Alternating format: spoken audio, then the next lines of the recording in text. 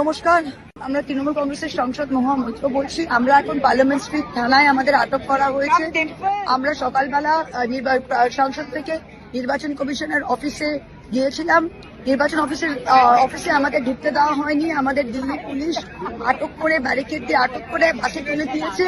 বাসে তুলে দেওয়ার পর আমাদের বললো যে আমাদের ইলেকশন কমিশনে নিয়ে যাবে, কিন্তু আমাদের সবাইকে 4টে ভিন্ন থানায় নিয়ে এসেছে। আমাদের কয়েকজনকে পার্লামেন্ট স্ট্রিট থানায় নিয়ে এসেছে। আমরা এখানে আটক। আমাদের 4টে দাবি আছে। এক হচ্ছে গিয়ে আমাদের সিইসি রাজীব কুমারের এগেনস্টে ইমিডিয়েট এফআইআর করতে হবে। Immediate FIR. এই ভোটের লিস্ট ম্যানিপুলেশন, ভোটার লিস্টের কারচুপির জন্য তিনি দায়ী। এফআইআর। আর আগামী দিনে ডিজিটাইজেশন অফ ভোটার লিস্ট চাই। আমরা ভোটার লিস্ট ডিজিটাল ফর্মে চাই। এই manual voter list machine readable নয়, আমরা মানব না। 3, এই বিশেষ নিবিড় সংশোধন SIR এখন একদম বন্ধ করতে হবে।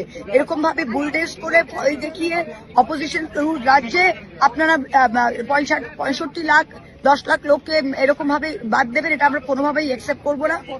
আর চতুর্থ, কোনো পলিটিক্যাল পার্টি, কোনো রাজনৈতিক দল BLA 2 এর ডিটেলস আমরা কিন্তু ইলেকশন কমিশনকে দেব না।